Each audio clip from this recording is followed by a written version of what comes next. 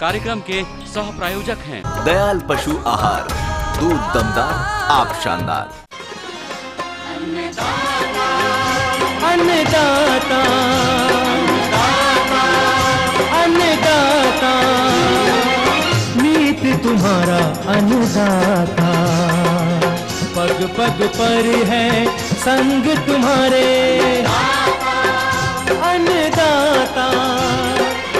लहू किसानों का बन के पसीना सींचता है धरती का सीना, मेहनत का तेरी हक दिलवाने, नई तकनीक नई खोज बताने। पशुधन को गुणवान बनाना, पौध सुरक्षा को सिखलाना, खेती के सब गुर समझाने, भारत का सरताज बनाने, आठों पहर है संग तुम्हारे अन्नदाता अन्नदाता। मैं हूं आपके साथ शिल्पा कछवाहा। आप सभी दर्शकों का स्वागत करती हूं। हर रोज की तरह कार्यक्रम में हम लेकर आते हैं खेती बाड़ी से जुड़ी हुई कुछ रोचक जानकारियां। तो चलिए सबसे पहले देखते हैं क्या है विशेष आपके लिए आज के इस कार्यक्रम में। धान की फसल से अधिक उपज हेतु प्रबंधन कार्य।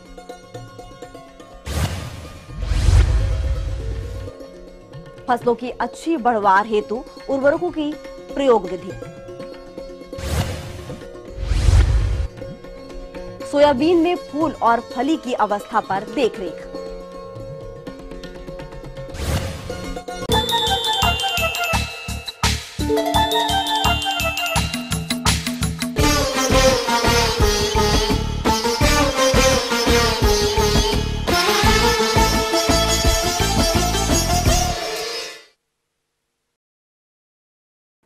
धान की फसलें इस समय कहीं बढ़वार की अवस्था पर है तो कहीं बालियां भी निकल रही हैं। इस अवस्था की फसलों में कुछ समस्याएं आती हैं जिनकी वजह से फसल की बढ़वार और दाना भरने में बाधा आती है। आइए मिलते हैं एक विषय विशेषज्ञ से जो धान में सस्य कार्यों के बारे में बता रहे हैं। धान के अच्छे उत्पादन लेने के जो कुछ बिंदु हैं, अगर हम उस पर चर्चा करें तो 2-3 बिंदु ऐसे हैं जहां जो नर्सरी में ही लागू होते हैं। जैसे कि हम बिरल नर्सरी डालें और कम उम्र की नर्सरी की रोपाई में प्रयोग करें और जो धान की उत्पादकता को सीधे सीधे निर्धारित करते हैं। चूँकि यह चरण बीत चुका है और धान की खेती बरसात के मौसम में प्रमुखता से की जाती है और इस पे यह आवश्यक हो जाता है कि किसान का घर जो है वह धान के उत्पादन से भर जाए। तो आइए कुछ और कारणों पर हम चर्चा करते हैं जो धान की खेती में उत्पादकता घटाने के लिए जिम्मेदार होते हैं। उसमें जो सबसे प्रमुख कारण जो है वो है खरपतवार। हम जानते हैं धान की ज्यों ही रोपाई होती है तो उसमें खरपतवार लेव लगाते समय पानी के ऊपर तैरने लगते हैं और पानी जब सूखने लगता है तो वह सारे बीज जमीन के ऊपरी सतह पर एकत्रित हो जाते हैं और तेज़ी से उनका जमाव शुरू हो जाता है। हम यह भी जानते हैं और किसानों ने यह देखा होगा कि कई बार इनकी विकरालता इतनी ज़्यादा हो जाती है परिस्थिति के अनुसार कि धान को जो है खेत में कटाई के लायक नहीं उपयुक्त समझा जाता है और उसको यूं ही छोड़ दिया जाता है। तो ऐसी धान की खेती करने से किसान के आर्थिक नुकसान होता है और साथ ही साथ हमारे देश की उत्पादकता या उत्पादन में भी गिरावट दर्ज की जाती है। तो हम किसान को यहाँ इस अन्नदाता चैनल के माध्यम से बताना चाहेंगे कि हम अच्छी खेती करने के लिए धान में सामयिक खरपतवार नियंत्रण अवश्य करें और उसके लिए आजकल बहुत ही सटीक और कारगर दवाइयाँ हमारे पास उपलब्ध हैं।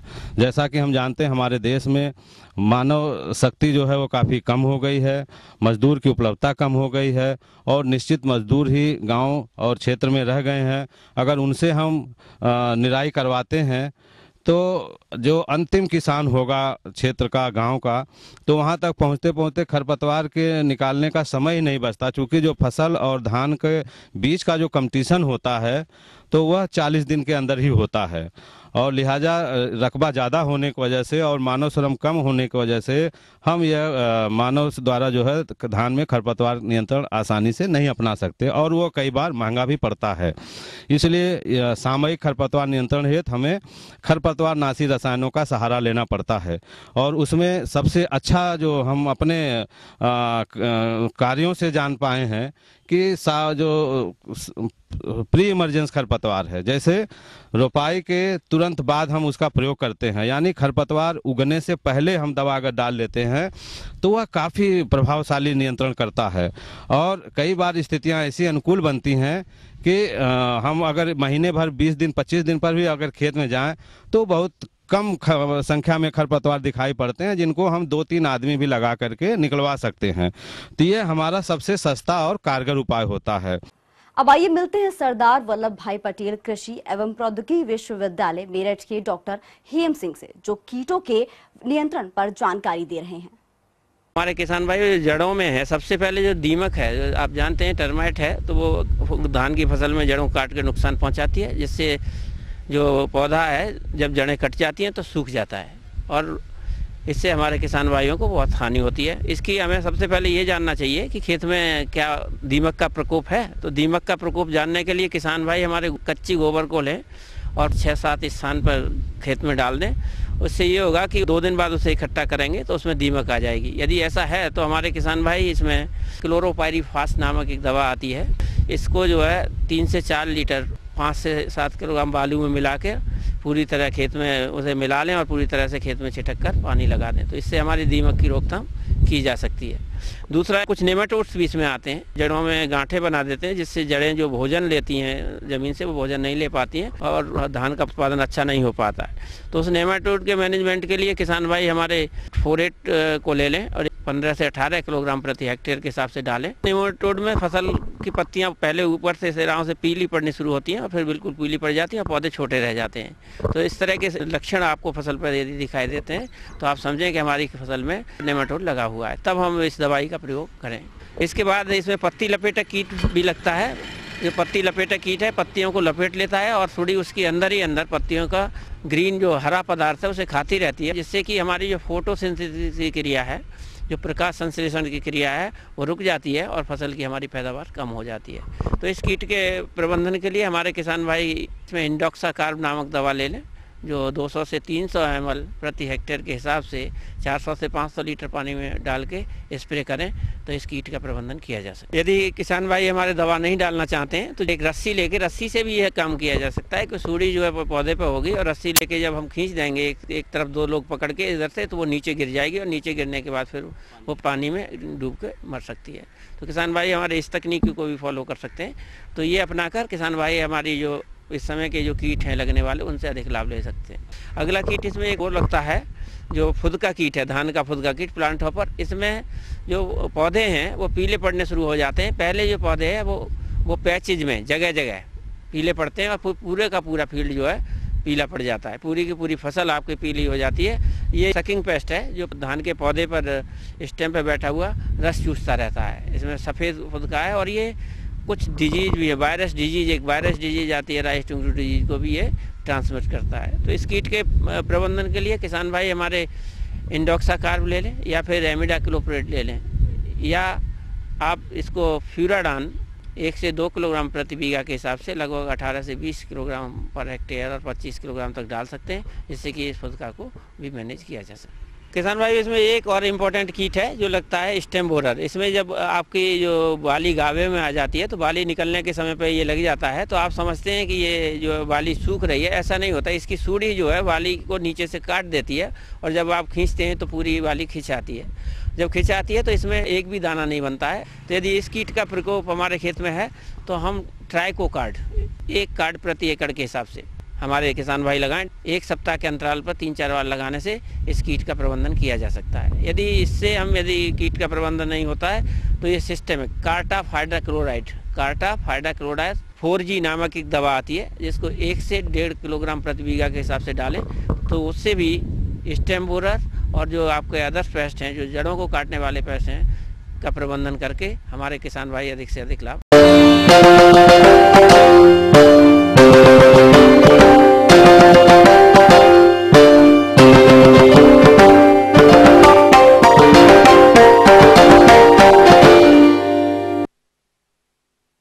फसलों से अच्छा उत्पादन प्राप्त करने के लिए कृषक अक्सर रासायनिक उर्वरकों को व्यवहार में लाते हैं, लेकिन किसान भाइयों को फसलों में किस अवस्था पर कितना और कौन सा उर्वरक प्रयोग में लाना है, इस विषय पर जानकारी नहीं होती है, जिससे फसलों की बढ़वार तो बाधित होती है, साथ ही खेती लागत भी बढ़ जाती है। तो किसान भाइयों आप अपनी फसल में उर्वरकों का प्रयोग कैसे व कब करें, इस विषय पर जानकारी दे रहे हैं डॉक्टर राजेश कुमार।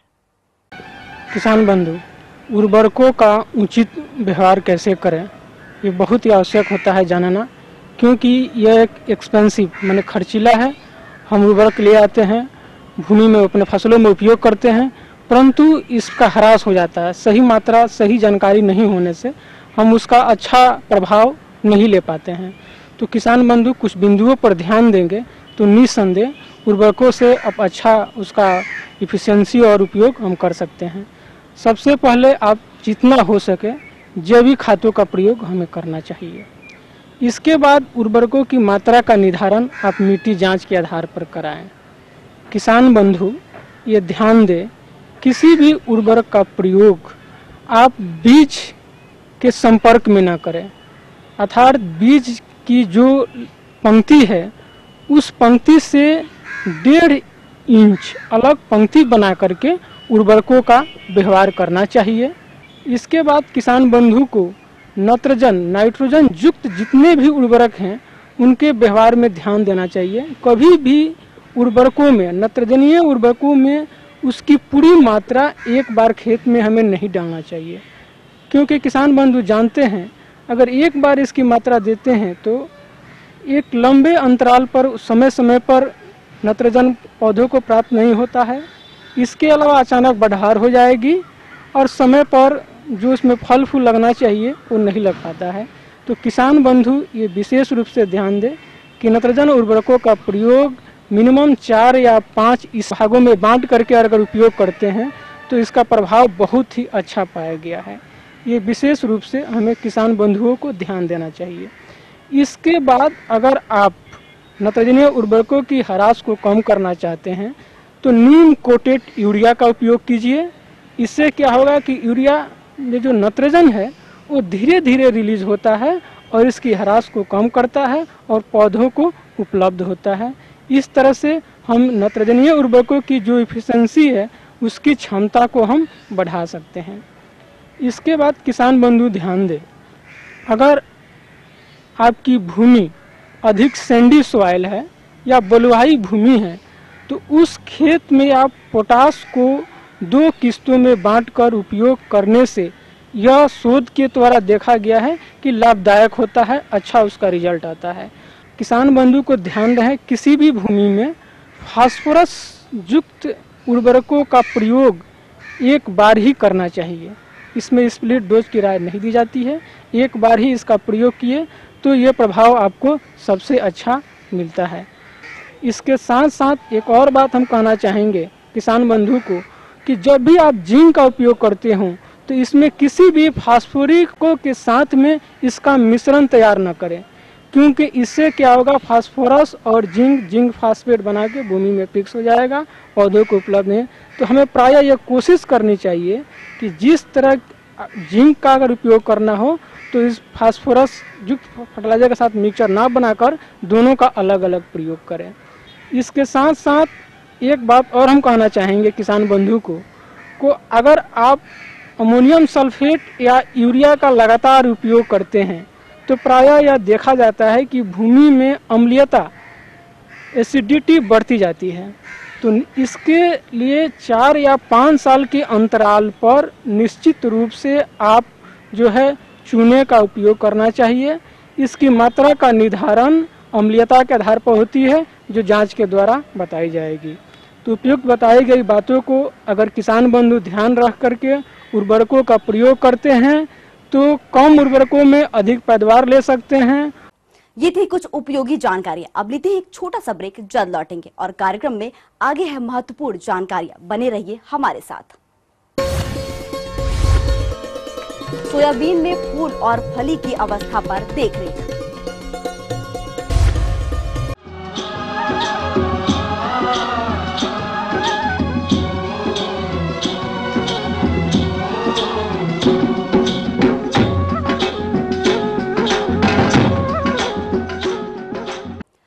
बाद एक बार फिर से सभी दर्शकों का अन्नदाता कार्यक्रम में स्वागत है। बढ़ते हैं अगली प्रस्तुति की।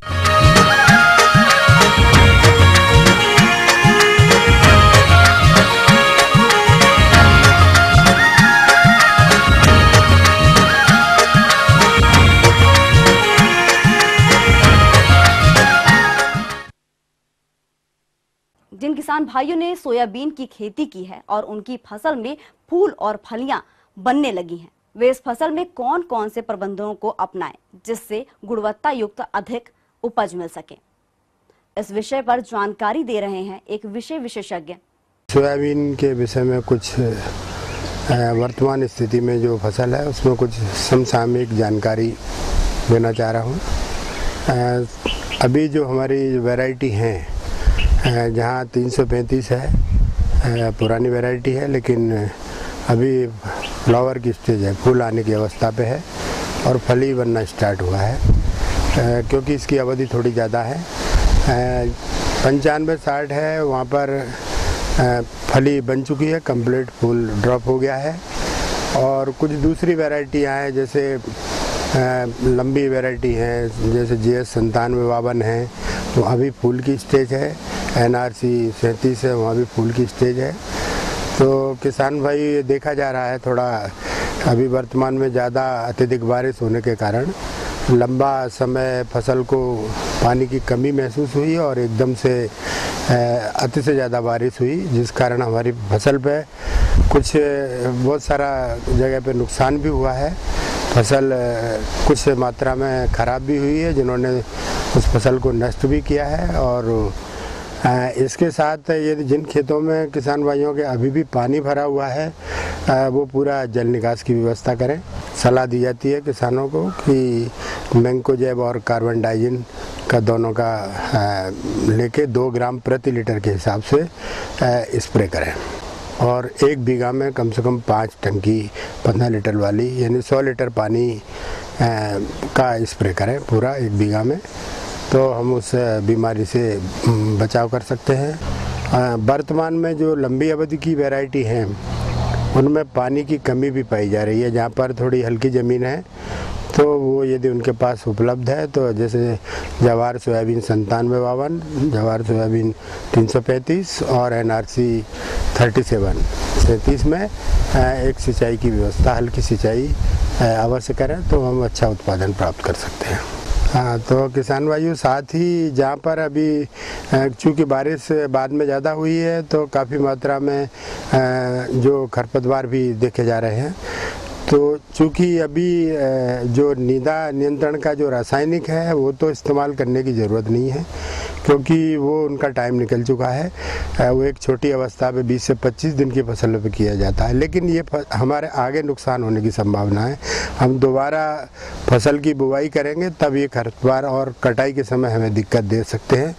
तो ऐसी स्टेज में अभी उनको जो है हाथ से निकाल दें, जिससे आगे आने वाली फसल में उनको कटाई में और फिर बाद में बुवाई में दिक्कत नहीं होगी। इसके साथ साथ किसान भाई जहाँ जिन्होंने बीज उत्पादन के लिए लिया है सोयाबीन को, तो वहाँ अभी बढ़िया स्टेज है और क्लियर दिखाई देता है, हमें किस्म से भिन्न पौधा दिखाई दे रहा है, फूल की अवस्था पे या फली में। तो उस पौधे को ज़रूर निकाल दें और निकाल के पूरा अलग करें, जिससे हमारी बीज की जो बीज उत्पादन के लिए हम सोयाबीन लगा रहे हैं, वो बीज की गुणवत्ता बनी रहेगी, किसी तरह का उसमें अन्य वैरायटी का मिक्सचर नहीं होगा। कुछ में देखा गया है कि जो येलो मैजिक वायरस का प्रकोप भी हो रहा है, पत्तियां पीली पड़ना और फसल जो है धीरे धीरे सूख जाना। तो ऐसी कंडीशन में तो उस पौधे को ज़रूर निकाल दें और निकाल के पूरा अलग करें। इसके साथ साथ ही अभी वातावरण चूँकि अनुकूल रहा इल्ली के लिए, तो बहुत ज़्यादा देखा गया है कि कहीं पर पीले और हरे, कुछ जगह पे काली इल्ली भी दिखाई दे रही है। तो ऐसे समय में बहुत सारी दवाएं लोग मिक्सचर करके किसान भाई लगाते भी देखे गए हैं, तो ऐसा न करें। इसके लिए एंडोस कार्पती है, बढ़िया इंसेक्टिसाइड है और वो थोड़ा महंगा ज़रूर है, लेकिन बहुत ज़्यादा उसकी मात्रा नहीं लगेगी। 1 लीटर पानी में 1 ml लेके उसका स्प्रे करें, तो हमारी फसल की पूरी सुरक्षा हो जाएगी। ये ध्यान रखें और समय समय पे सलाह लेते रहें और कीट नियंत्रण जरूर करें। कीट और रोग का प्रकोप होने से भी हमारी बीज की गुणवत्ता प्रभावित होती है, तो इन चीज़ों का ध्यान रखें किसान भाई, तो एक अच्छा उत्पादन और अच्छा क्वालिटी का बीज पैदा कर सकते हैं और इससे अपनी अच्छी आय भी प्राप्त कर सकते हैं।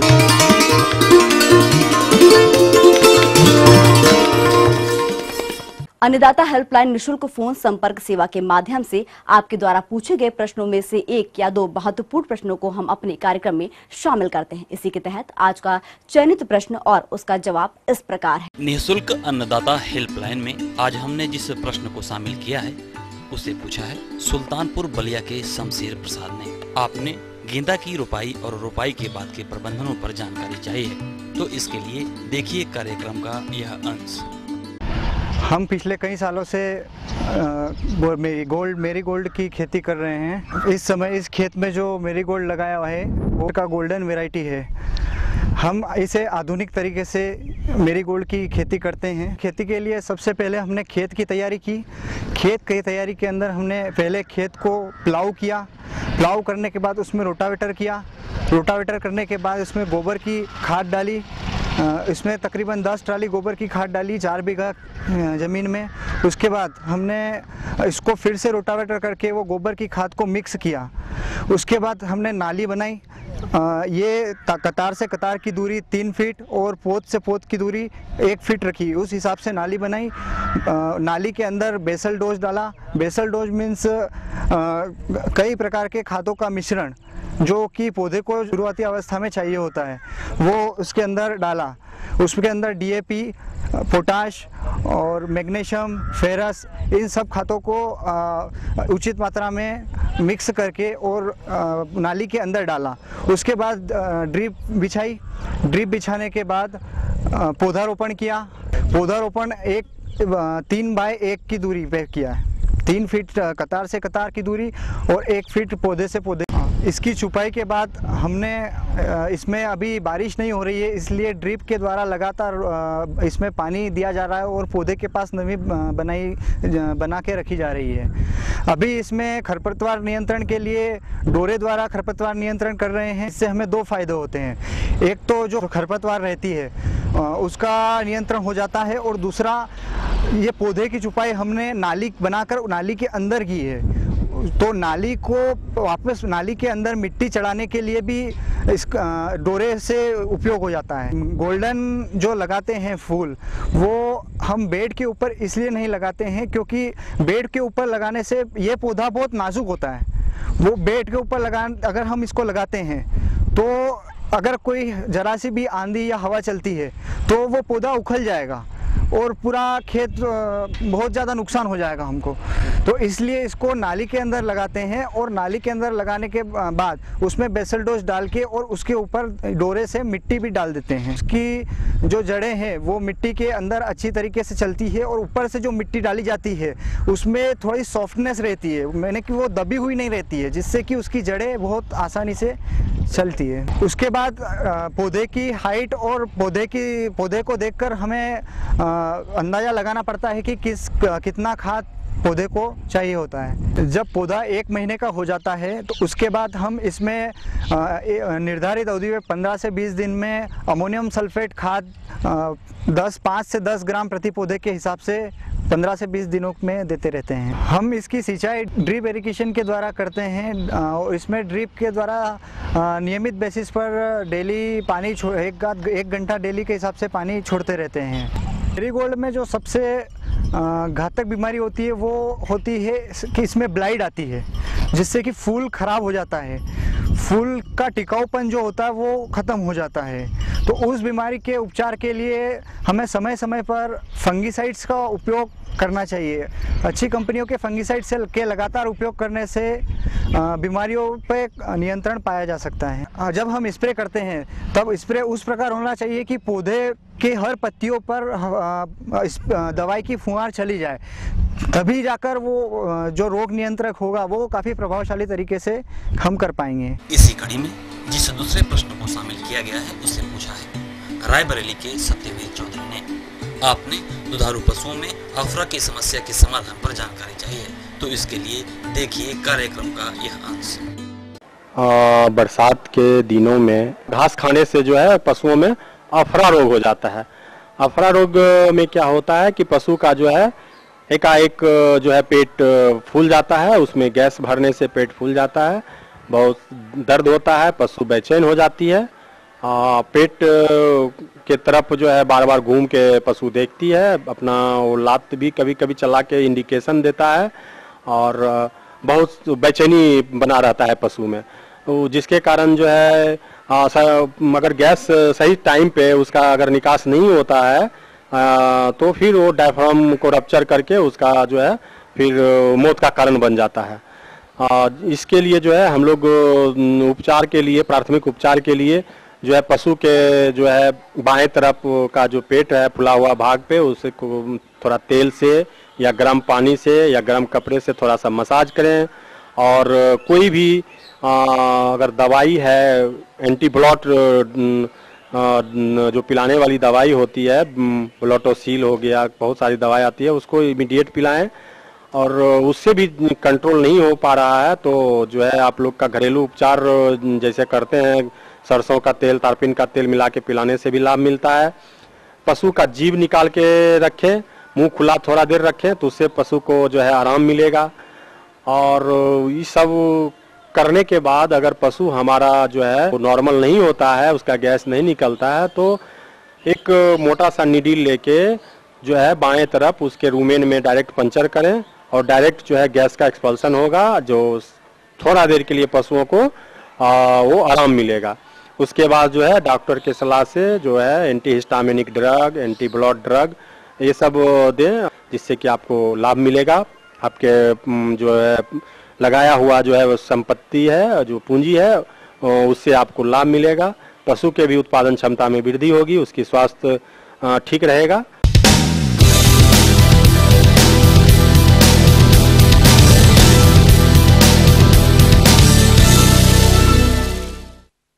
राज्य के विभिन्न मंडियों में कृषि उत्पादों के चढ़ते उतरते बाजार की संक्षिप्त जानकारी इस प्रकार है।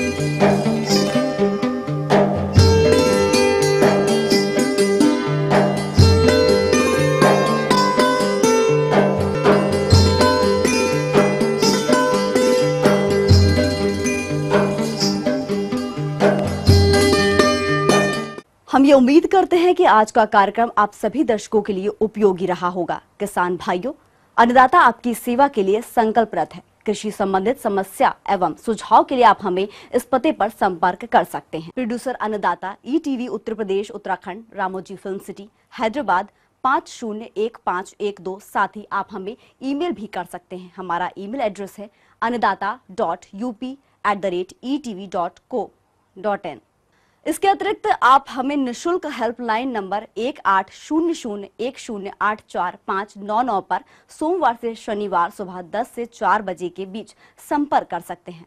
अब आइए देखते हैं कल दिखाए जाने वाले कार्यक्रम की कुछ मुख्य झलकियां। धान की फसल में लगने वाली प्रमुख बीमारियों का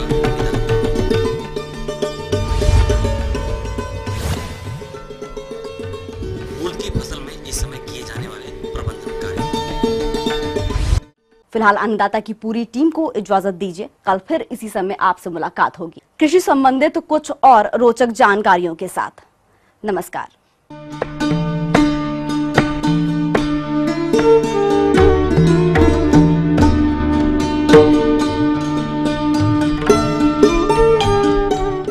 इस कार्यक्रम के सह प्रायोजक थे दयाल पशु आहार, दूध दमदार, आप शानदार।